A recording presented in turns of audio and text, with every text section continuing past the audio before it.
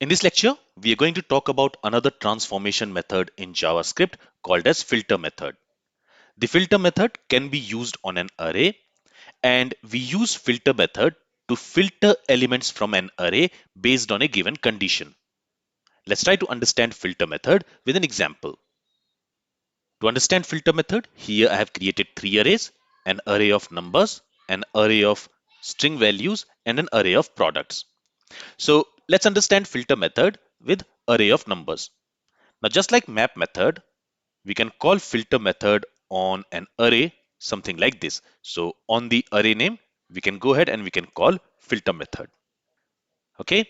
Now, what this filter method does is it loops over each element of the source array. So in this case, this filter method will loop over each element of this numbers array.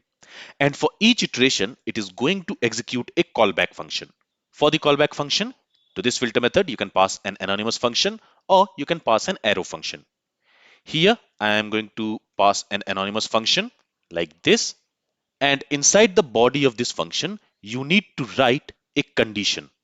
If that condition returns true, then the element on which the filter method is currently looping over, that will be added to a new array. But if that element does not satisfy that condition, in that case, that element will not be added to the new array. So basically, just like map method, this filter method is also going to return us an array. So here I'm going to call it as even numbers. And since from this callback function, currently we are not returning anything, if I go ahead and if I log this even numbers in the console, if I save the changes, you will see, okay, it should be console.log. If I save the changes now, you will see that this filter method has currently returned us an empty array. Now, why it is returning us an empty array? Because since from this callback function we are not returning anything, by default, undefined will be returned. And undefined, as we have learned, it is a falsy value. So that means it will be transformed to false. And whenever the callback function returns false, then in that case, the current element will not be added to the new array which this filter method will return. So for example, when this filter method will loop over this numbers array, for the first iteration, the first element is 1. So for that element, from this callback function, since we are not returning anything, undefined will be returned. And undefined is a falsy value. So since it is a falsy value, this 1 will not be added to this even numbers array. Then for the second iteration, we have this element 2. So for that element also, this callback function will be executed. And since we are not returning anything from this callback function, it will return undefined. Undefined is a falsy value. And since it is a falsy value, since it will be false, this 2 will also not added to this even numbers array. And same will be true for all other elements. Now, if I return a truthy value from here, for example, 1 is a truthy value. If I save the changes in that case, then you will see that for each element, a truthy value is being returned, and that's why each element of the array will be added to the new array which this filter method will return. So in this case, the even numbers array is exactly same as the source array. In this case, this numbers array. So you need to understand that from the callback function, you need to return a Boolean value true or false, or you need to return a truthy or a falsy value in order to add or omit the element of the source array into this array which this filter method is going to return. Now, just like map method, the callback function which we are passing to this filter method, it is also going to receive three optional parameters. Remember, these are optional parameters. These are not mandatory. If they would have been mandatory, we would have got an error here. But since we did not get any error here, that means all the three parameters which we are now going to specify, they are optional. So here, the first parameter is the element parameter. You can name this parameter anything, but remember that the first parameter will be assigned with each element of the source array. So for the first iteration, when this filter method will loop over this numbers array, for the first iteration, this lm will be assigned with this value 1. For the second iteration, it will be assigned with this value 2. For the third iteration, it will be assigned with this value 3 and so on. Then the second parameter which this callback function receives is the index parameter. This index will be assigned with the index of the current element. So for the first iteration, when this filter method will loop over this numbers array, for the first iteration, this 1 will be assigned to this element parameter and the index of 1 is 0. So 0 will be assigned to this index parameter. For the second iteration, the second element, which in this case is 2, that will be assigned to this element parameter, and the index of this element, which in this case is 1, that will be assigned to this index parameter. And same is true for other elements also. So for the 8th iteration, this 8 will be assigned to this element parameter and the index of 8 will be 7. So that will be assigned to this index parameter. And finally, the third argument is the array argument. This array argument, it receives the original array for each iteration. So for each iteration, when this filter method will loop over this numbers array, this ARR will be assigned with the original array. In this case, it will be assigned with this numbers array. So for first iteration, element will be assigned with value 1, index will be assigned with value 0 because the index of this element 1 is 0, and this ARR will be assigned with the original array. In this case, this numbers array. For the second iteration, this lm will be assigned with this value 2, the second element. This index will be assigned with the index of the second element. In this case, the index will be 1, and this ARR, it will again get assigned with the original array. In this case, this numbers array. So let me actually show you that. So here, let me go ahead and let me say console.log, and let's try to log element. Let's try to log index, and let's also try to log array, the ARR parameter. And if I save the changes, you will see that for each iteration, first we are seeing the element value. So for the first iteration, element value is 1, its index is 0, and then it is logging the original array, the numbers array. For the second iteration, the element is 2, its index is 1, and then it is logging the original array. For the third iteration, the value is 3, the index is 2, and then it is logging the original array. So this element is logging the current element on which the filter method is looping over. This index is logging the index of the current element, and this ARR, it is logging the original array on which this filter method is looping over. And all these three parameters are optional, and you can name these parameters anything, but the order in which you specify them, that is important. The first parameter is always going to receive the current element on which the filter method is looping over. The second parameter is always going to receive the index of the current element, and the third parameter is always going to receive the original array on which the filter method is looping over. I hope you got the point. All right, now as I mentioned, from within this callback function which we are passing to this filter method, it should return a Boolean value.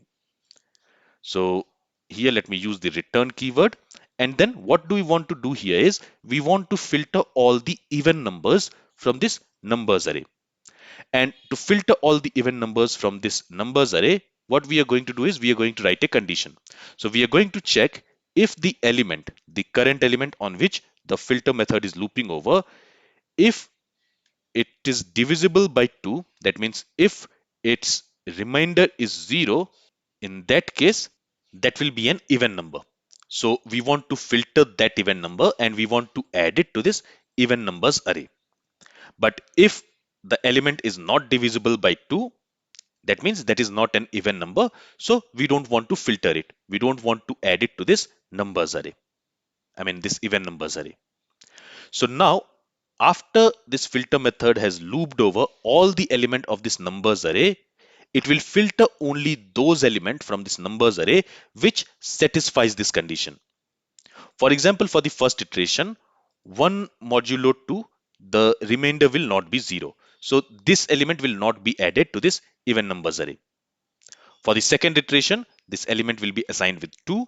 So 2 is divisible by 2. The remainder will be 0 in that case. So this 2 will be added to the new array which this filter method is going to return. Then for the third iteration, this 3 is not completely divisible by 2. In that case, the remainder will be 1. So that remainder is not equal to 0. So this third element, it will not be filtered and it will not be added to this new array which this filter method is going to return. But 4, this is divisible by 2. The remainder in that case will be 0. So in this case, 4 will be filtered and it will be added to this even numbers array. So In this way, this filter method is going to check this condition for each element of the source array, and whichever element satisfies the condition, that will be filtered, and the elements which does not satisfy the condition, that will be omitted, that will not be added to the new array which this filter method is going to return. So if I save the changes now, you will see that when we are logging these even numbers, it is logging an array, and in that array we have only even numbers from this source array. So 2, 4, 6, 8, this had been filtered from this source array, from this numbers array, and it has been added to this even numbers array. So this is the use of filter method. And also the filter method does not modify the original array. If I go ahead and if I log the original array, which in this case is numbers, you will see that the original array is still intact. This has not been modified.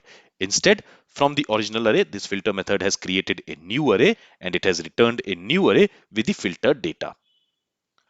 So the filter method in JavaScript, it is a powerful tool for creating a new array by filtering elements from an existing array based on a specified condition. It iterates over each element of the original array, and it applies a callback function to it. If the callback function returns true for a particular element, that element is included in the new array. Otherwise, it is excluded. So the filter method, it also works on a source array. It takes a source array on which it works, and then for each element of that array, of the source array, it applies a callback function, and it returns a new array with the filtered elements. Now, how do we filter elements from the source array? We specify a condition in the body of the callback function, and whichever element satisfies that condition, that element is filtered. Now, it is important to note that it does not modify the original array. And it is also possible that you can chain multiple filter calls to apply multiple filter conditions. So for example, once you have filtered elements from the source array, if you want to filter it further on the filtered data, so this expression here, it is going to return us the filtered data, an array with the filtered numbers that we are assigning to this even numbers array. But before assigning, we can also go ahead and chain another filter like this. Okay, and there we can write another filter condition. So for example, here I'm going to use the arrow function syntax like this, and there what I want to do is for each element I want to check if the element is divisible by 3, then return that element. Otherwise, don't add it in the new array. So here I can say EL divisible by 3 equal to 0. So this filter here, it will be applied on the new array which this first filter method has returned. That means this filter will be applied on this array. And from this array, it is going to filter that element which satisfies this condition, which is divisible by 3. And only that element will be added to this even numbers array. So here, let me keep the name as even numbers array, but let's try to see the result now. So if I save the changes, you will see that now we have an array with only a single element, which is 6. Because the array which this filter method returned, in that array, we had only one number which was divisible by 3. So only that number has been filtered here. Now, if you're wondering why I have not used the return keyword here, if you remember when we learned about the arrow function syntax, there we learned that if we don't wrap the body of the arrow function within curly braces, we don't need to write the return keyword explicitly. But if I wrap it like this inside a curly braces, here I'll have to use the return keyword explicitly. But since I'm not wrapping this body within curly braces, this return keyword is not required. So I hope with this example now you understand what is a filter method and how we use it on an array. For what purpose we use it on an array. Now let's take another example to understand filter method. So now what I'm going to do is I'm going to use filter method on this words array. So in this words array we have some words, some fruit names like this. And what I want is I want to filter those words where the length of the word is greater than 5.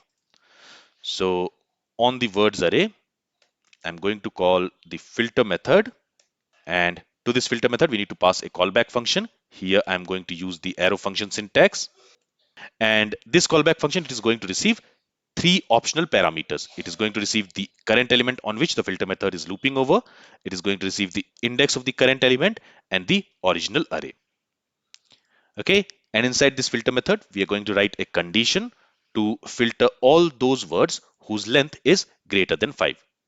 So for each iteration, we are going to receive the word in this EL variable, in this EL parameter. So here we can say if EL dot length, if it is greater than 5, then only filter it. So we also need to return this condition from this filter method. If I don't use return keyword, by default, undefined will be returned. And when undefined will be returned, in that case, each condition will be treated as false. So I need to return the Boolean value which this condition is going to return. And since I'm not using this index and this ARR in this logic, I can go ahead and I can omit this. Only if I want to use it, I can keep it. Okay, it is not going to create any issue if you keep it there, but still, since we are not using it, it does not make any sense to specify those parameters. Since those parameters are optional, we can omit them. All right, so now this filter method is going to return us a new array. So let me call it as long words, and we are going to assign that new array where each word will have a length greater than 5 to this long words variable. And now let me go ahead and let me log this long word in the developer console. If I save the changes, you will see that from this words array, only those words have been filtered where the length is greater than 5. The words where the length is 5 or less than 5, this apple and this state, that has not been added in the filtered array. So this is another example. Let's also take an example of complex types. So here we also have this products array, and this is an array of objects, product objects. So let's say I want to filter those products where the price is 20 or less than 20. Any product whose price is greater than 20, I don't want to filter that. Let's see how we can do that. So for that, we can say products dot filter. We are going to use this filter method on the products array. As we learned, to this filter method, we need to pass a callback function. Here I'm using arrow function syntax, and this callback function is going to receive the element parameter. I'm going to call it as prod.